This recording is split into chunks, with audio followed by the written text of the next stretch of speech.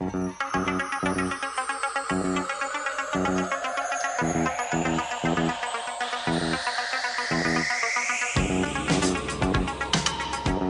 Rider, a shadowy flight into the dangerous world of a man who does not exist.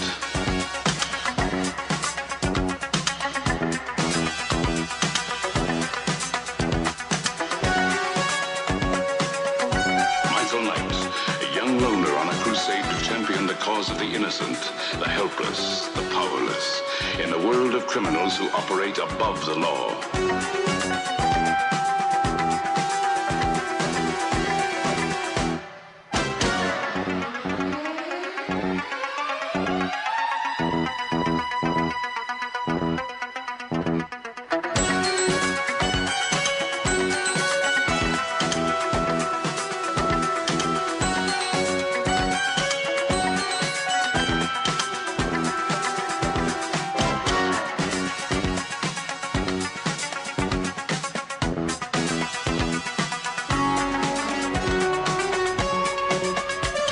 Welcome to Beyond the Night, brought to you by the GCRN and Audible.com. I am one of your hosts, Steve, Joe, and Mike, and joining me is the Music Man. Yes, Dion the Music Man. Yes.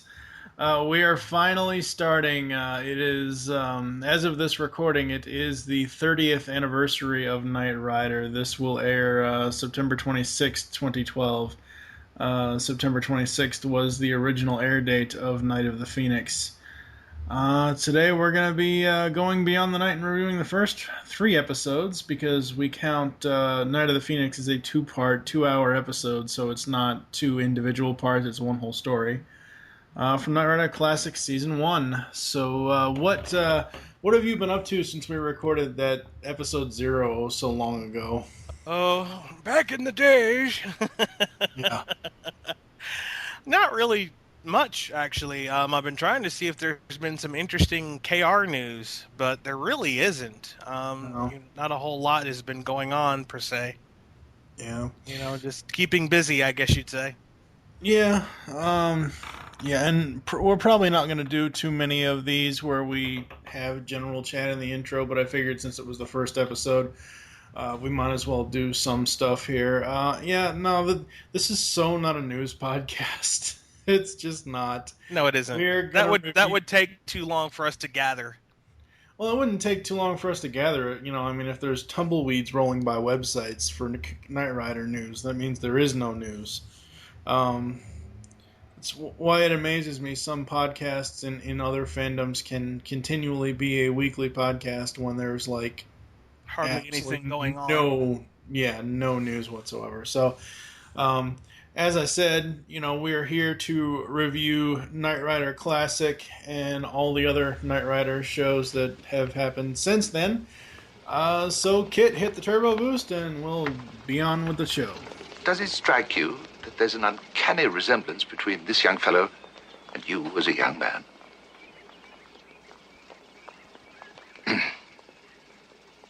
My imagination, I suppose. Stick to your task. When will I see it? I've been trying to tell you. Could be ready within the month. Excellent. Aren't you pushing it a bit, Michael? Oh.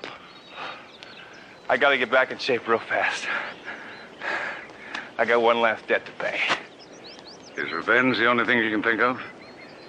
You're better than that. You were a good cop. Was I? As I recall, I blew it. What if I were to offer you another shot? I want Tanya and her friends, too. But that's only the tip of the iceberg. Now, if we were to work together... Mr. Knight, my last partner is dead. Nothing personal, but from now on I work alone. I can't take responsibility for anybody's life but my own. I think you can understand that.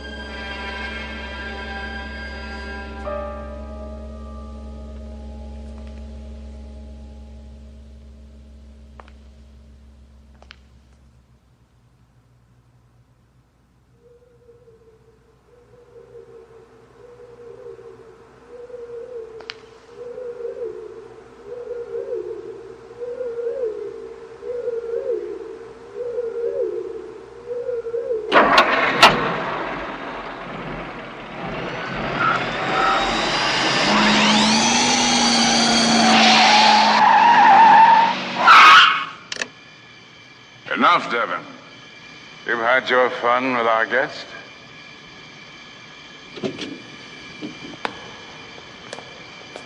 It isn't polite to sneak around uninvited.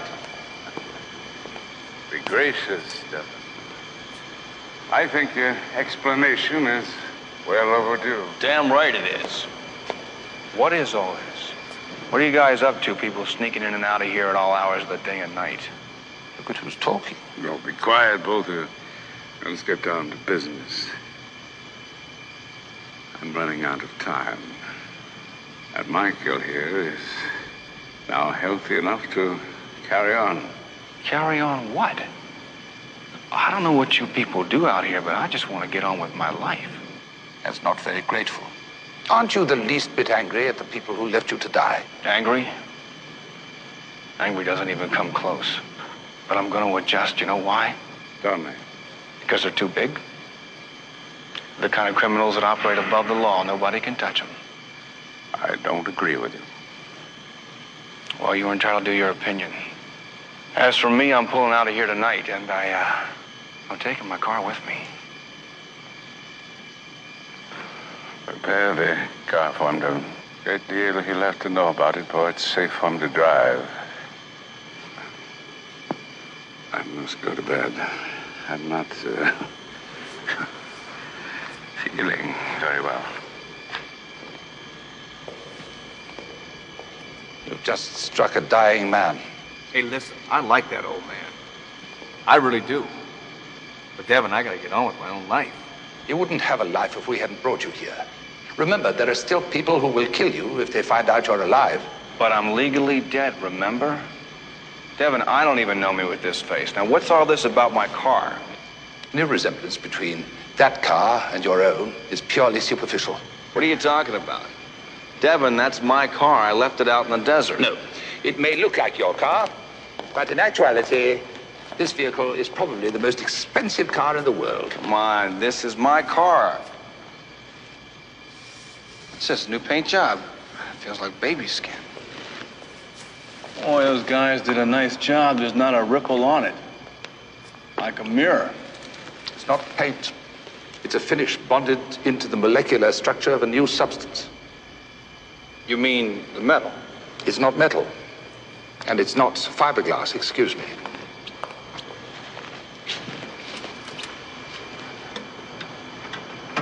Here. Strike the surface as hard as you can. Come on, Devin. I'm not going to hit my car. It's beautiful. There's not a mark on it. How did you do that? Don't just stand there with your mouth open. Get in the car. I'll show you. All right, and first up, we are going to, just to let everybody know how this is going to flow, if you have ever listened to our Masked podcast, Masked Mayhem, we have that segmented into 3 sections: plot, highlights, and lowlights. So for the plot, for the pilot of Knight Rider, also known as Knight of the Phoenix, Michael Long, a policeman, is shot and left for dead. The shot is deflected by a plate in his head, but ruins his face. He is saved and his face reconstructed. He is reluctant, but agrees to use KITT to help the Foundation for Law and Government. Essentially, in the plot, what happens is you have someone who is not David Hasselhoff, but has his voice. We'll get to that later. But you have Michael Long, who is an undercover policeman with his partner, Muncie. They are trying to capture these criminals who are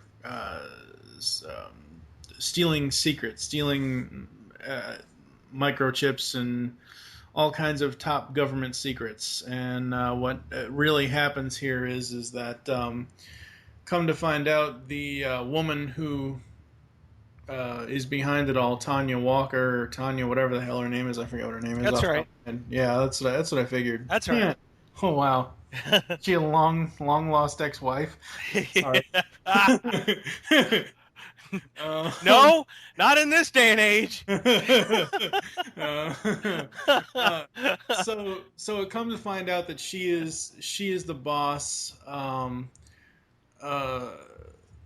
They try to catch her operative, Lonnie, taking pictures of microchips and information and everything else. And we've got is it Colonel Decker? God, what was his name in A-Team? You got Lance Legault as starring as one of the security guards.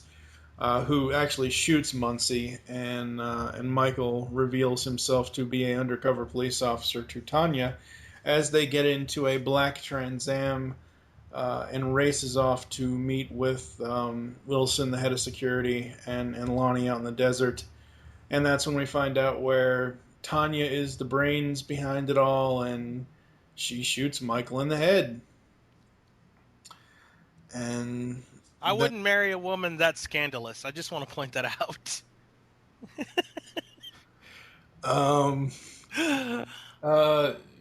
Anyway, for 80s standards, she was hot though. Anyway, I give her that. I will give her that. 80s standards. Yes, most definitely. She was number 1 on the hot list. Yes. So Michael gets shot in the face. He's left for dead in the desert. You have these strange people coming up to him. One, a shorter man, says, "I hope it's not too late," and a taller man who is very reluctant in the shorter man's objective with Michael Long, but they save him. They have him his face reconstructed in the image of what the older man used to look like, and the older man is Wilton Knight, played by Richard Basehart, and the taller man is Devin Miles, who is played by Edward Mulhare. They are, watching Michael get better, and they see the bandages come off, and it looks and talks and acts like David Hasselhoff.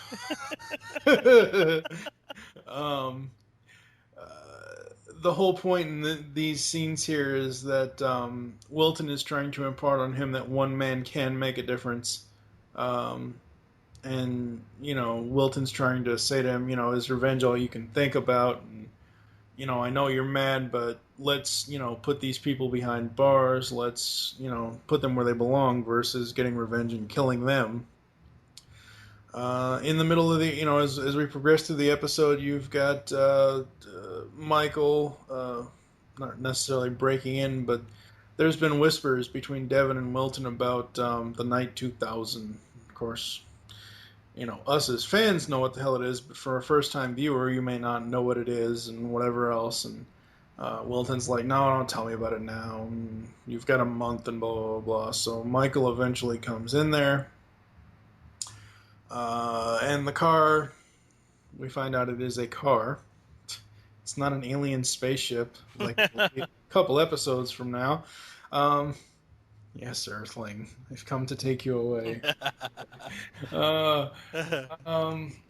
So Michael, is in the garage, and Devin's like, oh, it's not polite to be sneaking around.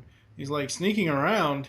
You're the one that's had people coming in here 24 hours a day, 7 days a week the last 6 months, or last month, or however how long it's been, doing God knows what, and we meet, we kind of meet KITT, but we meet the body that is KITT, and Devin's like, go ahead, strike the service. Come on, Devin, I'm not going to hit my car. Whack! Oh, that was funny. That was priceless. Yeah, I love that. I love that. That was priceless. He's like, how'd you do that? How'd you do that? There's not even a ripple on it. And Devin's just like, don't just stand there with your mouth open. Get in the car. Exactly. I'll show you. Welcome aboard the Night 2000. Thank you. What's all this? Looks like Darth Vader's bathroom. Yeah. Oh my. Long and short of the plot here is that Michael, Wilton passes away because we know that he is, he's not in great health. He passes away. He leaves this legacy to Michael if Michael chooses to use it. New ID, new credit cards, new this, new that. New passports, everything. Yeah, new passports, all that good stuff. And Michael goes after Tanya and her friends, and he meets up with, what is her name? Crap, what's the chick's name that he meets up with? Maggie? Yeah. I couldn't remember. Sorry. Becky and her son Buddy. Yeah, Maggie and her son Buddy. Oh, Maggie, not It's Becky. Maggie. Maggie. Yeah, it's Maggie. Jesus Christ! See, you're screwing me up over there. Well, I'm not. Yes, you are. It's all your damn fault. He meets up with Maggie, who initially thinks that he is a friend of Tanya's and spills a drink on him. Meets up with her son Buddy, and he enters his brand new, most expensive car in the world into this demolition derby. Of course, he's the only car that comes out of it without a scratch on it. Buddy is hiding in the back seat, and throughout this whole derby is so hilarious because Buddy just keeps pressing. Like, everybody, I don't care who you are, any male child in the 80s watching this show wanted to be that kid in that passenger seat pressing. You know, absolutely. You know. That's just too funny. Yeah. Yeah. You know, you got the oil slick, you got the smoke screen, you got this, you got that, you got the got the turbo boost. It wasn't really called that then. Well, they didn't. I know KITT had the button in the pilot. They used it. They didn't use it. They did it to where it was. They made it look like he could jump over. Yeah. Yeah. They didn't actually use the turbo boost. No. But, you know, it's got that. It's got this, again, another power that doesn't have a button yet. It's got ski mode where he's driving between the two cars. Very, very awesome. It climaxes in the point of, Tanya finding out, it's Michael Long, blah, blah, blah, blah. And a whole race ensues as far as that goes, and they end up back at the Comtron headquarters, and Michael ends up getting shot in the left shoulder. He gets shot in the left shoulder, and tries to wear a guard's uniform. Of course, that doesn't work, and there's this whole scene with one of the security guards. He's like, "You better not look behind you. There's nobody back there for miles. I looked. I checked. What about the car? There's nobody in there either." Dun, dun, dun. That scene was funny. Yeah, it was. It was very funny. And then you got the chase to the airport, and all the trucks trying to stop him, and that's really where they employ the turbo boost. I'm not sure if did he use the button? I think he did. No. Didn't? No. I could have sworn he did. No. I don't know. I could have sworn he did. But anyway, so they have the chase to the airport, and at the airport, it all comes to a head where Tanya's like, "Oh, I'll find us a way out of here that no one can stop," and she thinks she's gonna steal KITT. Right, dumb bitch. What you get? And she's like, "Oh, out of there, Michael, blah, blah, blah." And he's like, "Tanya, no, don't. The windows are..." Bang! Yeah. And the bullet ricochets off KITT's window and kills her. Ends up dying. Yep. Everybody else ends up going to jail or wherever the hell they went. And plot ends with Devin and Michael on a plane, toasting to one man's dream and to their future and everything else. What did you think of the plot? I think the plot was interesting. I especially liked the comic relief. Yes. I didn't even mention the other part of the comic relief. Throughout the whole plot, throughout the whole 2 hours, you got these two guys trying to steal. That was quite funny. And they eventually do, because Michael left a frickin' door open with the keys in the ignition. Yep. And KITT takes over. They're driving him at first, and then KITT takes over. Yeah. KITT takes over and drives them to the police station. But no, the humor in this is just amazing. That's great. Yeah. You also see for the first time, well, in the comic relief you do, the left eject button. Yep. Left and right, actually. You see them both. Yeah. You see them both because the two crooks are in there. Right. The reason why in the plot that I mentioned about when Michael got shot in his left shoulder, there's actually a flub when he gets in the car. He's holding his right shoulder. Yeah, that's a bit of a bug. Yeah. But that's all right. No, I thought this was a great plot. I thought it was a nice origin story. They even, Devin even makes a comment of, oh, do you notice that, there's a resemblance between this young man and yourself when you were a younger man? And of course, Wilton just looks at him like, stick to your task. Yeah. No, I think this is a great opening. It shows us who Michael Long was. He was a really good undercover cop. And then it shows us, how that's going to transition into being Michael Knight. Overall, it was just an amazing 2-hour episode story. It's amazing that they were able to fit everything into 2 hours. I think, too, that on the DVD box set, there's a scene we didn't see when it first premiered. Mm-hmm. There was an extra scene that was added, and I remember seeing, obviously the TV version and then the DVD version, and there was one scene I didn't see that was in the TV version, and I thought, I don't remember that at all. Which scene was it?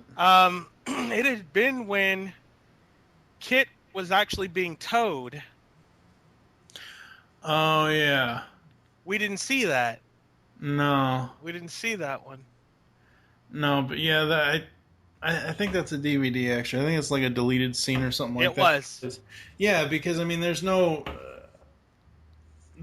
because in the episode, it just jumps from Michael being in jail and KITT being impounded. It doesn't show them...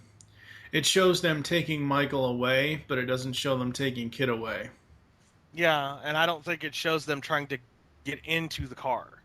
No, it doesn't. It just magically appears in the impound lot, so... Yeah. Yeah. You got anything else for the plot? I don't really. Like I said, if I do, it'll be covered in the highlights and lowlights when we get to that. Welcome aboard the Knight 2000. Thank you. What's all this? Looks like Darth Vader's bathroom. It is a one-of-a-kind car, Mr. Long. It is the fastest, safest, strongest car in the world. It is also completely fuel-efficient and is operated entirely by microprocessors which make it virtually impossible for it to be involved in any kind of mishap or collision. Unless, of course, specifically so ordered by its pilot. Pilot? Don't tell me this thing flies. No, but it thinks. It thinks? My car thinks? We like to think of it as our car.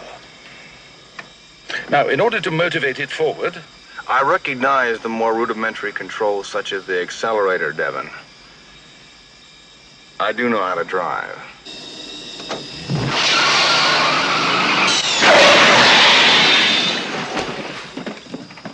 I would have preferred you to have let me open the door first. However, as you see, no harm has come to the car. You also told me this machine couldn't have a collision. Not if the system is operable. And to do that, you have to switch it on first. Like that. Now, you're telling me I can't hit anything. Trust me. I'll never trust anybody again.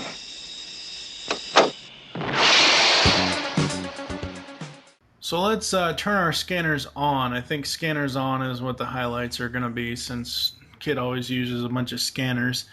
I don't know, just some little quirky thing to for Knight Rider's sake. Makes perfect sense. Yes, so scanners on here. For me, the scanners being on, I've got a ton of highlights. Holy crap! I didn't realize I wrote down so much stuff.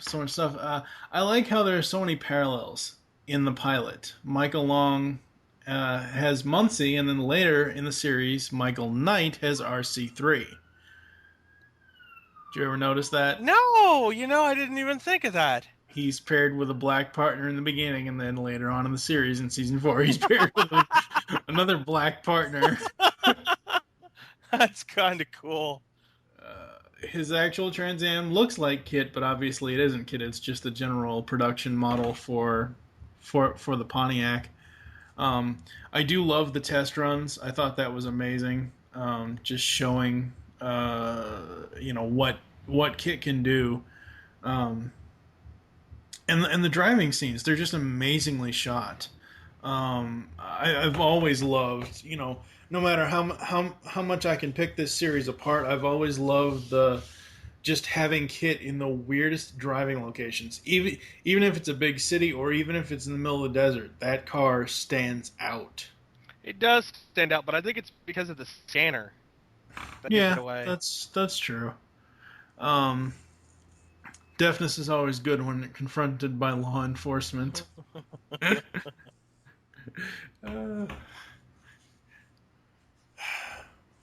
I'd like to get a divorce from you. Well, in that case, I want custody of me. I said it before. I think we all wanted to be Buddy sitting in KITT with Michael. Every kid wanted to be in that seat. And the Demolition Derby, that was pretty damn cool. I really like that scene. It was neat. That was very good.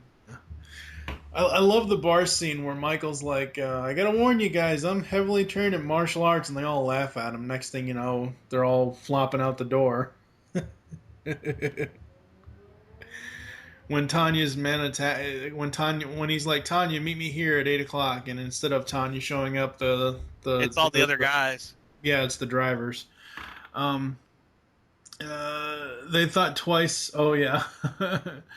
They thought twice about going up against him. It was what the hell was it? It was what the hell did I write that note down for? Jesus Christ, I'm getting too old for this shit. KITT. I love this. KITT broke out, and then he breaks Michael out of jail. Yeah, that was neat. Yeah. I already mentioned about what about the car? There's no one in there. I already looked. I love the end chase scene, and what I love about this series in general is that I love catching where they get the intro scenes from, because in the pilot with that helicopter, that's in the opening credits of the show. Yes, it is. And I always like catching to see like where an opening credits sequence would be in the actual show, and I really enjoyed that. That was very neat. Yeah, and of course you have to love the snarky banter between KITT and Michael. It's just so amazing. For a car and a human, I thought they made a very good comedic team. Yes, very much so. So what are your highlights for turning your scanners on? My highlights would be the fact that that I think one of the highlights were just the two comedy scenes where the thieves, the first scene, they try to break into the car and they can't. Yeah. I can't stop watching that scene. I don't know why. For this one, this is pretty funny. And then the second is, the second one is when the second comedy scene where they actually get into KITT, they steal it, and then you see KITT driving them back. Yeah. And it's funny. And then of course the other thing I like is the fact that KITT is actually scolding a human. Yeah. I just thought that was awesome. It's like, okay, a car scolding a human. That's a first. Yep. So that was just awesome. Any other highlights? Good plot. Good original story. Yeah. That's really, we've covered all that, so I guess there's really not much there to really say other than that. She's working in a place called Silicon Valley. All right, if Tanya's in Silicon Valley, that's where I'm going right now. I forbid it. Devin, you can't forbid it. I can certainly take away the car. I'll get another one. Besides, it's in my name. That's where you're wrong.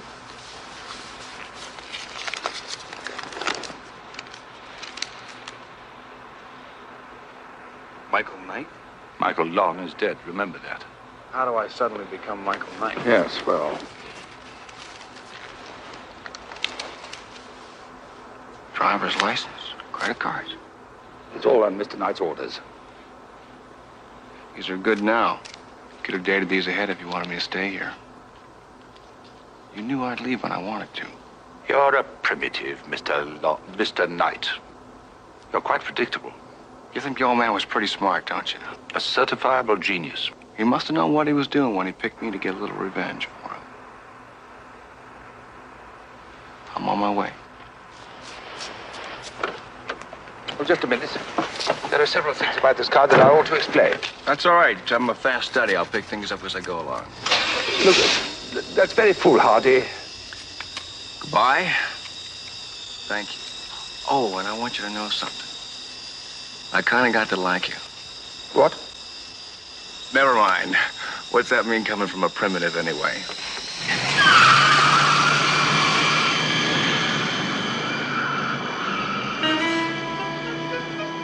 Wilton. He's doing everything you said he would. What have you gotten me into? Now we are going to turn our scanners off. I only have 2 lowlights. You had mentioned this off air that we're going to bring this up, and then we're going to bring this up here. I do not like the fact that they had an actor that wasn't Hasselhoff with Hasselhoff's voice dubbed in. I don't like that they used somebody else to portray Michael Long, but have it be Hasselhoff's voice, because Hasselhoff doesn't actually appear until he gets out of the car in the desert before he gets shot. That's the first time he appears, which is so weird, because It is strange. how did they do that? Because the actor that's playing him is in the car with Tanya, and it's his voice, and she's, they're having a conversation, and But then you hear Hasselhoff talking. right, exactly. Yeah. But what I'm saying is, like, when they get to where Lonnie and Wilson are, and he steps out of the car, it's David Hasselhoff. It's not the other actor. It's not Larry, yeah. Yeah. And that was just so weird to me, because it's like, they obviously didn't stop on the way so the other actor could get out and Hasselhoff could get in the, what I mean? That's just so weird to me. I wish that if they had done this, I wish they would have done that a little bit better. I wish they would have actually made the other actor playing Michael Long just make it a completely separate role, because, I mean, really, if you think about it, if he got his face shot off, and whatever other damage, if it damaged his vocal cords or whatever else, you would think that Michael Long could have been his own distinct character, that you wouldn't have to have David's voice dubbed over. You could use the actual actor's voice. Well, from what I understand, he agreed to do it, but he didn't. I guess there was something to do with recording, so they had David come in and speak lines. Yeah. And you just saw this other actor on screen. Yeah. With David's voice overdubbed. Yeah. My little light really has nothing to do with the actual episode. It has to do with how you watch the episode. I suggest watching this 2-part episode, or this 2-hour episode, on the DVD set versus Netflix or any other online medium, because they break it up into, like, there's part 1 and then there's part 2, but it's broken up so poorly, because in part 1 on Netflix, it just ends at the point of where Buddy's like, oh yeah, we're gonna go to the race and blah blah blah blah. It just ends right there. It says to be continued, probably. No, it doesn't say to be continued. It just ends and goes to credits. Oh. Yeah, on Netflix that's what it does. Wow. Now on the DVD set, it's just one continuous long episode. But the reason why I say it's broken up poorly is because it just ends, it goes to credits, and when part 2 starts up, when you go to the next episode and go to part 2, it starts out, it gives you a full 2-minute recap of part 1. It's so weird how they did that. But really, that's all I have for turning the scanners off. What about you? I would think that, like you said, I think Michael Long should have had his own distinct role in this. I think there were also some other glitches probably that we may, if we, when we do a recap later on, whether it be for season 1 through 4, if there might be some serious, some other glitches we will catch later on. But I think, like you said, Michael Long should have had his own role, and I think the gentleman's voice that played Michael Long should have just spoken. It shouldn't have been David. I think David should have come on as Michael Knight. Yeah. I mean, he did come on as Michael Knight, but I don't think he should have, gotten out of the car like that, because it's almost like, okay, why is Michael Long being played by two different people? Yeah. I mean, it's almost like a soap thing where it's like, today, Johnny Five is going to be played by this person instead of his original actor. Yeah. So yeah. But there you go. That's everything for Night of the Phoenix. We're gonna move on to the next episode. Lieutenant, need a little help? Nope, I need a lot of help.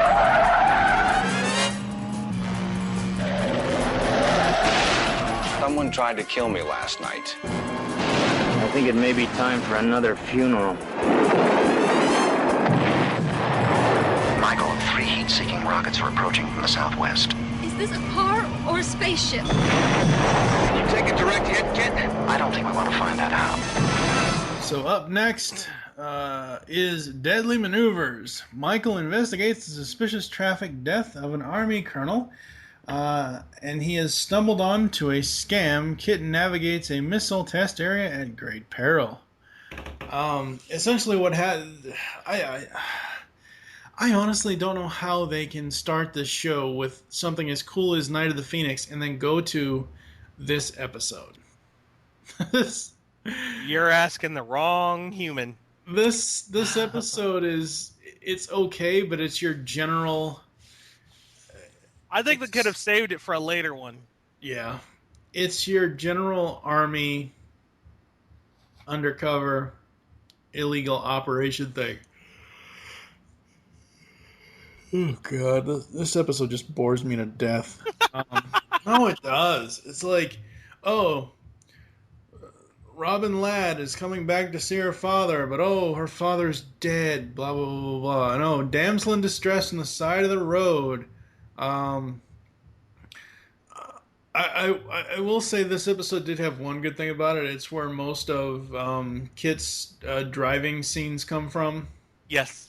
Most of his stock footage driving scenes on the test range and all that. So I did like that about it, but the overall plot is just dumb. I didn't like the plot on this one. I really didn't like the plot on this episode.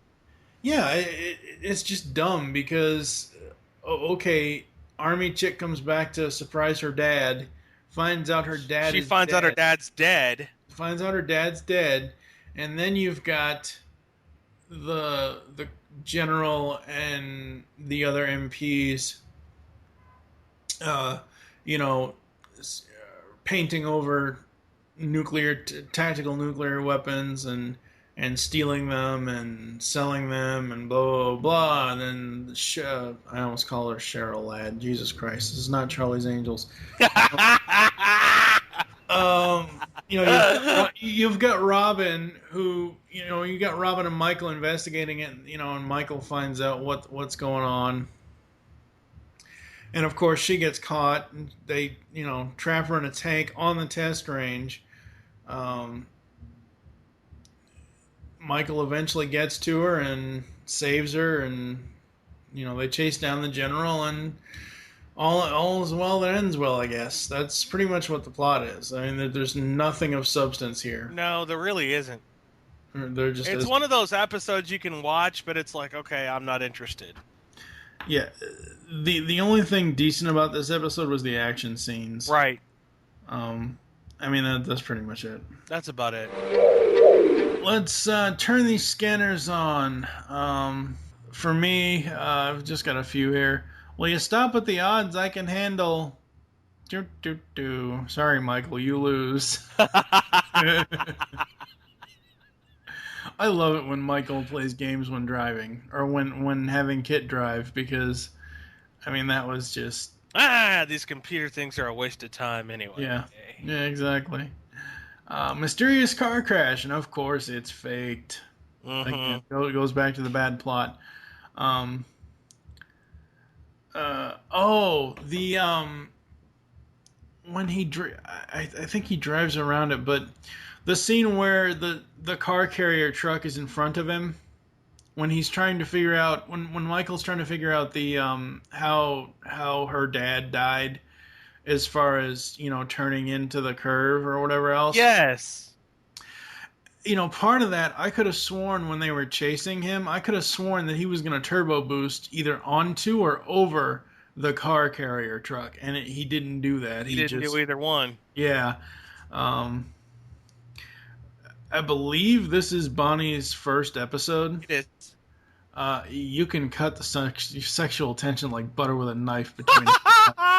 I mean, yes, come on. Yeah. And this is where a very defunct Night Industries semi premieres. That semi is just fugly. Yeah. It's a black cab with a white trailer. Talk about mixing chocolate and vanilla ice cream. Oh! Wow! And the inside. Oh! TFG1! And the inside.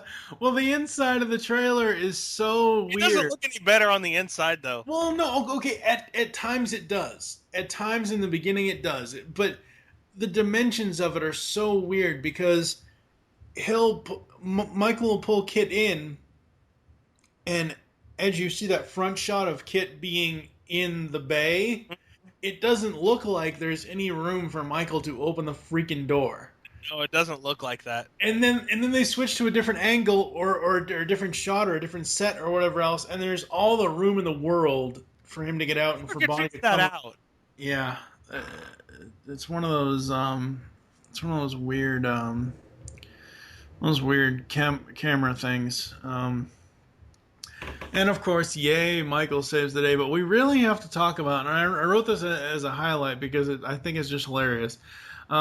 We need to talk about this expense report stuff because in the pilot, Devin said new license, new credit cards, new this, new that. Now, I know people have to pay off credit cards. You know, you charge something, you got to pay it off. But starting with this episode and every other episode further, Michael always mentions, oh, well, this should be a Foundation mission and I should get my expense report and this, that, and anything else. If he has credit cards that he can buy stuff with, why is he not using those? Why is he not using those, and why does he need an expenses report? I don't understand that. I mean, I think that was mostly Devin that wanted that, wasn't it? I don't know. I'm not entirely sure. I don't know. What do you got turning your scanners on, sir? Oh, you know, like you said, Michael saves the day. It's one of those episodes that, you know, like you said, you've got good action scenes. The plot could have been heightened a bit, I think. Yeah. But, you know, other than that, you've got good action scenes. You've got some good explosions, if you will. You had some good, you know, you had your ups and downs in this episode, I think. Yeah, very, very, very much so. Alright, it is time to turn the scanners off. And of course, we all know it's an inside job. I mean, I figured that out as soon as, you know, some of those military people were just having shifty eyes about them. And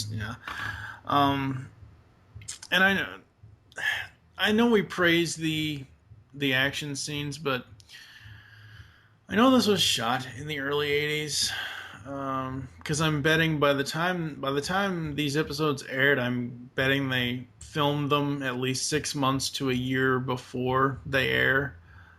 Possibly, I don't know. I could be wrong with that, but I know they filmed them enough time before the actual air date.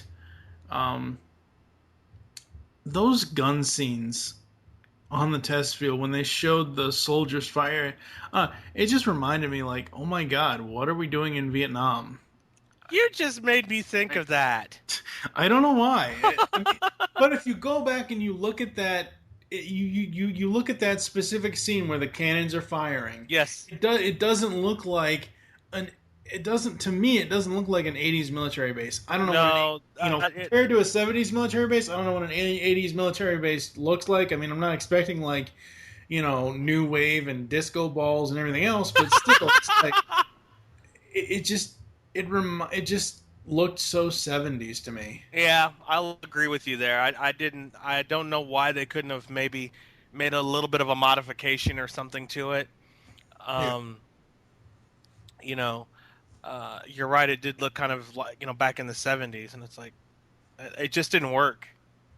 No. It did not work for this episode. No, not at all. What other lowlights do you have? The plot. Seriously. The entire plot, yeah. The entire plot. Yeah. It just... okay, true, it had its action scenes, but I think that's about all you could walk away with. Yeah, pretty much. Was the action scenes. I just did not like... and I'm not saying that we shouldn't help the army or anything like that, but I just didn't like the way that this was written. Yeah, it just played out as a generic, and I know we're gonna get a lot of these, not only in Knight Rider but in other 80s properties. But I know we're gonna get a lot of these generic episodes. But how can you put this in an air date order that follows Night of the Phoenix? I just don't understand that. I don't get it. Like, if they somehow, like, okay, I kind of get it because it's Bonnie's first episode, and from here on out, you constantly have the relationship between Michael and Bonnie building, or lack of relationship, whichever you prefer to use, whatever.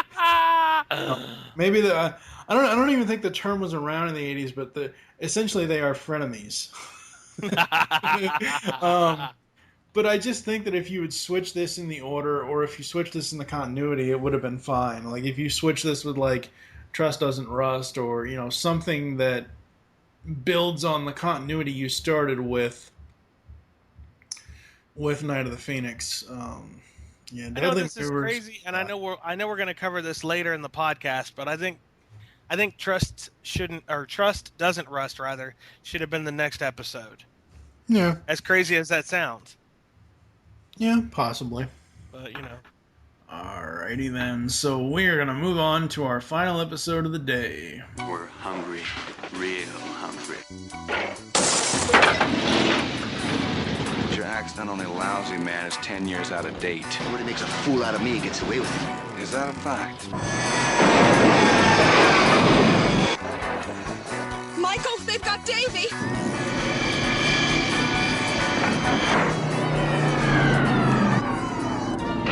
We got him now, man! To wrap it up with this episode, we talk about the good day at White Rock. Michael's tranquil vacation is interrupted by a motorcycle gang preparing to do battle with a rival club. God, plot for this one. Essentially what I just said, there's no real substance. I liked this episode a little bit better than Deadly Maneuvers. I agree. But at the same time, this is still a throwaway episode. As far as the plot goes, Michael wants a vacation, and it's like, what is time in this universe? Because between Night of the Phoenix pilot, Deadly Maneuvers, and this episode, it seems like 6 months to a year has passed within these technically 4 episodes. Because Michael's like, oh, I've been doing too many missions. I need a vacation. I need to recharge. Speaking of recharging. Yeah, I just don't get it, because it's like, Jesus. And then he gets in there, and essentially this is their, oh, don't be a bully, because there's always going to be a bigger bully around the corner episode. Yeah. Because the kid that he meets, Davy, he's like, oh, I'm going to show this off to my, because he sees KITT. Yeah. Well, right, but he is a kid. But I'm just saying, it's like, oh, you kids are gonna think I'm so cool coming out of this car, blah blah blah. And then of course, instead of them thinking he's cool, they beat him up in front of Big Brother Donnie's van. And then later, when the motorcycle gang rolls up into town, they destroy Donnie's van. And Michael tries to get in between them, but then the sheriff shows up and is like, "Oh, it takes two to have an argument." Blah blah blah. The gist of the plot of this one is the motorcycle gang comes into town. They fondle up and rough up Davy's sister, and that doesn't go over well. And they're planning on having a war with another gang. So, this plot is so generic. Well, it's like you said, it's a throwaway episode that, could have just been maybe done later. Yep. Yes, I totally agree with that statement. All right, let's turn the scanners on. When Davy is talking about KITT, Michael is fantasizing about his sister. There's nothing wrong there. No, there isn't. But I think it's neat that Davy appreciates KITT as a car, and not only that, Davy actually gets to take a ride in KITT. Yeah, every kid, pretty much, that appears in episodes gets to take a ride. Yes. Good message. You only fight when it's the last option. That is a good message. Yes. Yes. Of course, the biker gang comes to town. Yay! We see all these giant-ass motorcycles. Again with the comedy relief. This time, instead of having humans, you have animals. KITT versus the dog. That was hilarious. Yeah, that was so awesome. He's like, shoot, go away, you mongrel. That was very awesome. KITT never liked dogs. No. So Michael gets locked up, tries to make a phone call. The lines are busy. And then he becomes MacGyver and gets out. Essentially. Because he uses the he creates something out of the lining of the blanket to grab the key. Meanwhile, KITT powers his way out of the impound lot while a couple is having sex in the car in front of him. I swear to God, it's a Titanic moment all over again. I know, isn't it? You noticed that too. Oh yes. The action scenes with the bikers versus KITT are awesome, especially the jump KITT makes. Yet the bikers fall flat, and again, no turbo boost. That was just that was not. There was no turbo boost. Just KITT being, just jumping. Then of course, again, the sexual jokes continue at the end. How long should we drive until one of us runs out of gas? One of us runs out of gas. Mm-hmm. Yeah. So funny. Although I will say the one chick that was playing Davy's sister wasn't bad looking. She wasn't that bad looking at all. What do you got for highlights for this one? Not too much. I mean, it's like you said, it's a good message. I'm kind of agreeing off of what you're saying. Good message. Don't fight unless it's the last option. Yeah. I think if kids are watching this episode, even if it's a little bit, if they have a parent sit and watch with them and kind of explain, a little bit about fighting and the differences and things like that, it wouldn't be so bad. It's not that bad of an episode. There's a lesson to be taught in this episode. Yeah, this was their lesson episode, so that's always good. Alright, let's turn the scanners off, and surprisingly, when I was watching this, I didn't find too many things. Like, I don't have anything written down for a low light on this one. I enjoyed the episode for what it is, but at the same time, like, I didn't feel like anything, like, glaringly stuck out at me. There's one thing I can say that probably bothered me, and that was the fact that near the end of the episode, when Michael is trying to convince the sheriff, look, you got a serious problem on your hands. Yeah. You're not listening to me, and yet you're letting all this crap go on. So you got a choice. Either I save the town and you're going to help me, or I save the town without you. Yeah. I think that was the one not the highlight, I'm sorry. The low light that stuck out is that, okay, you have to have somebody who's not even on your police force make that decision. Well, the thing of it was, and I'm not trying to defend, you having that as a low light, but the thing of it was that sheriff was more keeping the peace than enforcing the law. Yeah, but you have to do both. Right. Well, he realized that at the end. Yeah. But I mean, I guess what I should have clarified and said that he should have done that anyway. I mean, I understand he's a peace officer, and he's a law officer as well. But even as he said with the accent on enforcement. Yes. So I think that was my only low light on this episode per se. Yeah, I can kind of see that because, like I said, when you first see it, it's like, oh, is this going to be because it's a running gag in this series. Of course. There's always gags. Well, no, it's like, no, I mean bad running gags. That's like, what I mean. This is a dirty cop episode, or this is a dirty lawyer episode, or this is mob boss, I can kind of see, but it's like, whenever I get to, after this episode, whenever I get to one where it's like, oh, another crooked cop, it's just like, we should have a crooked cop count. And I'm not saying that the sheriff is a crooked cop. He's just a lazy cop.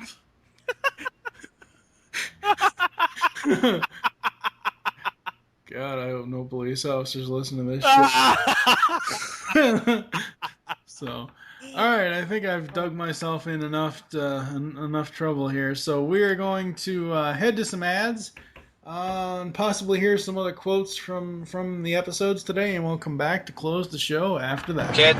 Yes? Shut up.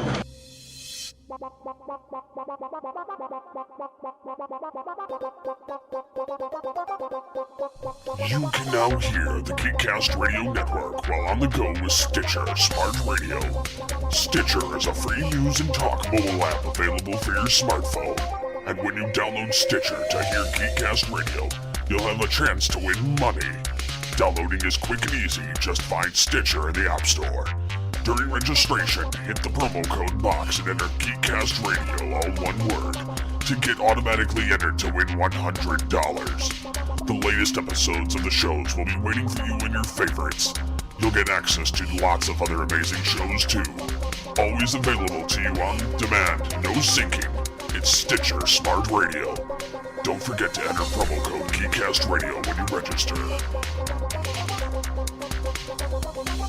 Do you like retro shows?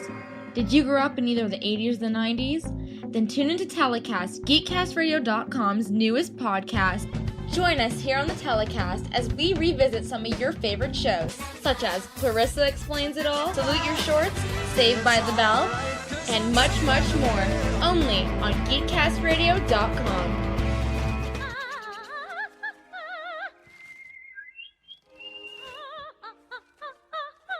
Beyond good, beyond evil, beyond your wildest imagination.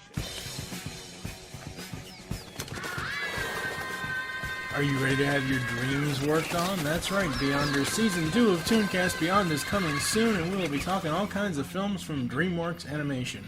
We'll have plenty of DeLorean time episodes as well, so tune in August 1st, 2012, as TFG1 Mike, Optimus Solo, Steve Megatron, JT from Saskatoon, Sketch 1984, and more bring you the next season of Tooncast Beyond. You can find us in iTunes and on geekcastradio.com. In the morning, I'm making waffles. Donkey, shut up and leave me alone. KITT. Yes, Michael. Just keep driving. So we are back here on Beyond the Night, and before we close up shop, we're going to rank the episodes. I'm not sure, as far as what the total, if we're actually going to do anything with the rankings at the end of the podcast, but because math is evil and it can die and go to hell. Yes, it can. But we are going to rank each episode X amount out of 5 KITT cars. So for Night of the Phoenix, I give it a 5 out of 5 KITT cars. What about you? I give it a 5 out of 5. It was very well written. The plot explained everything. I kind of wish, like we had discussed, the beginning character Michael Long had his own distinct role. But you know what? In the end, it redeemed itself. It redeemed itself, so it wasn't that bad. Yeah, I mean, that's just a slight nitpick, and of course there's nothing we can do about it now, this day and age, but, you know, it's just something that, and that's one thing I want to reiterate to the listeners, is that the point of all of our review shows here at Geekcast Radio Network is that we analyze it and we pick shit apart. That's just how we do things.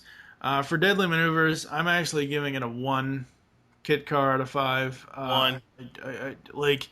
The only reason why it even gets a 1 and not a 0 is because of the fact that it created a majority of KITT's driving stock footage. Yeah, I'll agree with that one. So, Good Day of White Rock, what do you give it? I give it a 2.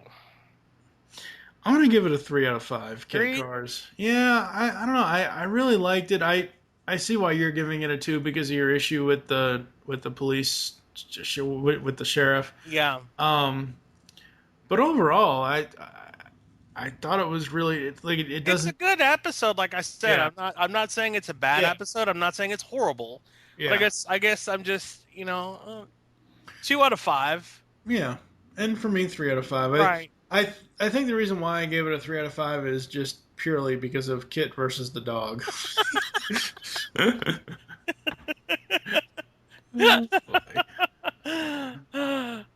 So before I close up the show, you want to tell the listeners where they can find you and what other projects you're working on? Oh, let's see. Well, projects, I'm actually doing broadcasting on www.sky106.net, and I can be heard every Saturday from 7 p.m. until 10 p.m. Eastern. That depends on whether or not Station Playlist, my broadcasting software, decides not to act like an ass, but I hope that that's been cleared up. Let's see. You can find me on Twitter. You can follow me at ThemusicMan08. Let me know you got my info from the Knight Rider podcast, and I'll follow you back. And if you've got any questions for me about KR, maybe we can discuss them in a later podcast down the road. Yes. Thank you for joining us here on Beyond the Night. There are several ways to get in contact with us or leave feedback for the show. Visit the website, geekcastradio.com. You can comment on each and every post. You can email us, feedback at geekcastradio.com. Leave the show's feedback in iTunes. As of this moment, I don't think the podcast is listed in iTunes, but by the time episode 2 goes up, we will have that fixed. You can follow us on Twitter. The podcast name is @BeyondTheNight. Mine is TFG1 Mike.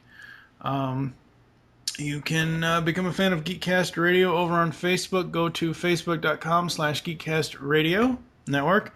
Call the voicemail line. Tell us show you're leaving the message for and your name. 502-526-5821. Please limit your voicemails to 5 minutes maximum. We hope you enjoyed this episode of Beyond the Night. Wish you'll join us next time when we'll be reviewing 3 more episodes from Knight Rider Classic Season 1. Those being Slammin' Sammy's Stunt Show Spectacular. Holy shit, that's a lot. Say that 5 times fast. Yeah. No, thank you. Just my bill and not a drop to drink. For now, I'm you and Mike with the Music Man 08. Kit, close the show. Hello, Michael. What the? What's going on? What did I do? Deny everything.